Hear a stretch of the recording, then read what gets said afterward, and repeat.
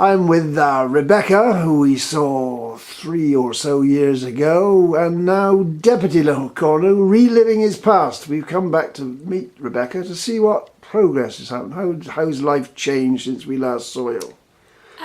Not a lot really, other than the fact that both my kids are at school. I'm quite frustrated with the mental health service. I don't think they do their job properly at all, and I think that if they helped a bit more, we'd probably be in a better situation. What age are your children now? Peter is 5 and Hannah is 4.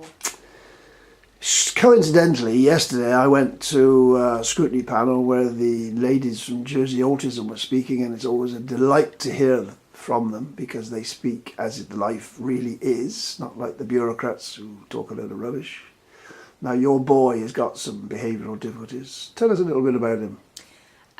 He's a lovely little lad when he's in a good mood, bless him, but he's very emotionally difficult, so he finds it hard to stay in a certain mood. So one minute he'll be cuddling you, the next minute he'll be screaming, crying, shouting, and you can't get an explanation as to why.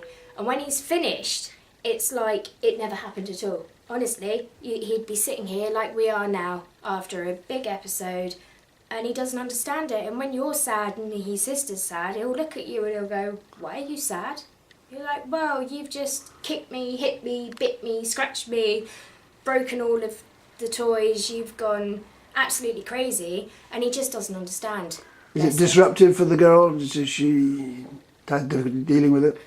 Well, she was dealing with it quite well at one point, but as he's getting bigger and these outbursts are getting a lot more aggressive, she's starting to feel scared of him, which, to be fair, I can't blame her. If you've got someone, and it's the tone of the scream as well, you can't explain it. He screams so loud and he goes so red, and you can see him do this, and she gets really worried because I don't think she doesn't understand it because there's no explanation. I can't say to her, "It's okay, he's doing this because of this," because no one really knows. He just... What diagnosis has he had so far?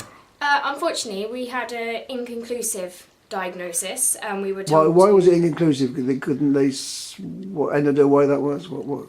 They said that it could have been his age, but it could be... He doesn't sleep either, so it could be things like ADHD or autism. He has to have things in a certain way, and he's very precise.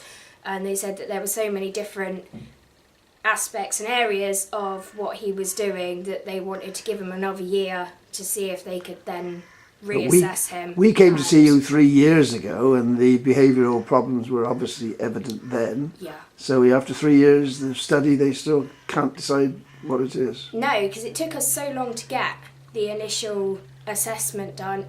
We had a woman out with us for the whole summer to see what he was like when he was outside, to watch him have these meltdowns, and you just had to say the word bus to him at that point, and if you say the word small bus, he would be in bits. And she was watching all of this, and she went back and she was like, where did she come from? Which service was she with? The woman? She was part of CAM. She's I can't remember what they call her. I think she's I think she was a former nurse. She's left there recently. And how did you initially get in touch with CAM? Through your doctor or? Yeah, we got referred to the hospital, right. And he was seen by Mark Jones or someone like that, and right. his behaviour then... Because what was very disturbing at the scrutiny yesterday, the autism people were saying that there's a waiting list for 2 years, and it's actually now closed. They're so overloaded through the CAMS process that they can't even diagnose anybody, and the people are going off to England and get self-diagnosis. Well, to be fair, if I had the money and if I had someone to look after my little girl, I think I'd do the same, because unless you're at a point of being... Well, what I found is unless you're at a point of being really distressed at these people, I've gone in with weeks of no sleep, bloodshot eyes. You can imagine the state I've looked in after 2 weeks of no sleep, and it's only then that they've taken me seriously, because I've bawled into tears and I've gone, "Oh my God, if you don't help me, I don't know how much longer I can continue to look after him like this for." And then they'll go, "Oh, okay, well, we'll get so-and-so to come and see you, or we'll get this person to do this." And you're like, right, and because you're feeling sad, you think, well, they're going to help me, but It doesn't seem to happen. There's a like thing that. they were talking about yesterday, the task team. What's that? How does that fit into Well, all that this? was the one that we had, and you get someone that goes into the school. So they send a professional into the school, but I think they only sent this person twice into Peter's school. They get a nurse type person to come and visit you at home. We had one of them.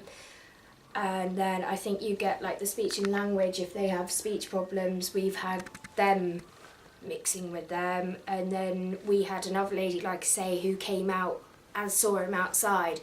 And what I think they do is they all do reports, but they don't see you for very long. I seriously mean, they'll come and see you for like 20 minutes, half an hour, and they're off. And I'm like, hang on, even people with serious mental problems could be okay for the space of 20 minutes, half an hour, so how can you get a judgment on someone's mental health? And the task team, do you get to meet them as a team? Do you get to sit around a table and talk with them? You meet a few of them, I think. But not all together?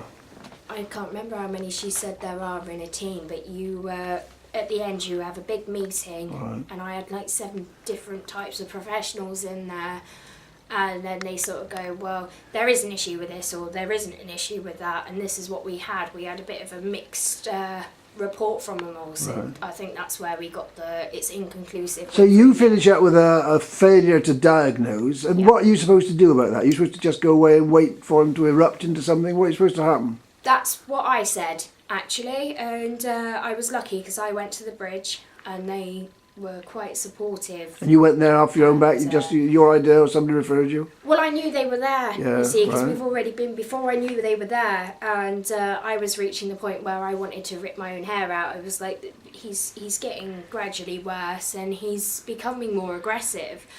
Someone has to help me address these people, because when I speak to CAMS, I don't seem to get anywhere. It's like they just close the door or they put the phone down and they just don't bother recognising the fact that you've called them. Who actually, when you speak to CAMS, who do you speak to? Is it a person or is it Yeah, you get a receptionist. And you get beyond the receptionist? Not usually, no. I mean, when you phone up for the re-prescriptions, my son, like I said, it's on melatonin, they'll sort it out for you. So they'll write down what you wanted, give the prescription to the psychiatrist. Who in the system initiates to phone you up, to contact you? How are things going? Did anybody ask you that? No, you get letters if they don't send them to the wrong address. I've had letters that I haven't actually received, which they've said they've sent out, and I'm there and I'm going, well, where'd you send them to? Now show me the address. I'm like, well, for a fact, I'm not married. That's a great start.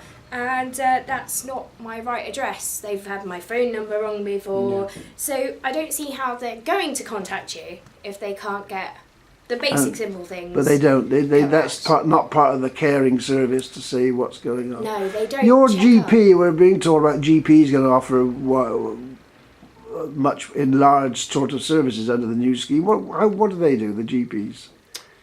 I haven't really had much No. in the way of. So unless he my falls down and doctor, cuts to be himself or fair. has the flu or something, you Yeah, don't. no, he's never really sick, bless him. The only time that we went to a paediatrician at the hospital because he was biting himself and his speech therapist thought that he needed to be seen just to make sure that his speech wasn't something more than just a delay. And he went to see, like I say, I think it was Dr. Mark Jones, and he sat in between this nurse's legs playing with their arms, wouldn't make eye contact with anybody, wouldn't say a word to anybody, and he sort of looked at the state of Peter's fingers and went, I think it will be best if we send you to CAMS because they deal with children who have difficulties. And I was like, and that's when it started, and I thought, well, okay, you're a professional, you'll know what's better to do, where to go. Well, I wish he never bothered. I actually wish I never walked through their door because the upset and the stress and the waiting and everything else that comes with that service is possibly worse than just dealing with a difficult, unusual special needs child, to be fair. Just remind us, family. Have you got any family support in Jersey? No, I have my mum, but she's not very well, so it's like she'll help me if she's well enough to help me. But obviously with Peter, if he does have those difficulties and he is in a bad mood, I don't really want to hand him over to Granny because he can get a bit of a handful. So, and like I say, my little girl, bless her, she's really easy on her all around scale. She generally, I think the only thing that upsets me now is when she comes to me and she go, I'm scared of him, he's throwing his toys around at me while you're doing the dinner, can I sit here? And you're like, well, yeah, but you can't stop him either. When you've said to him, like, why are you doing this? What's wrong with you? And you're trying to get some form of response from him, he just doesn't give you one. He'll just go, I'm doing it. You're like, but why? I'm doing it. I'm like, I can see that and I can hear because your sister's telling me, but what's wrong with you? I don't know. You're like, so are you sad, angry, happy, hungry? What's making you do this? And I just go, don't know. I'm going to stop there. We come up just 10 minutes, nearly 11 minutes, just for editing purposes. We'll stop there. We'll start again. I want to talk about school.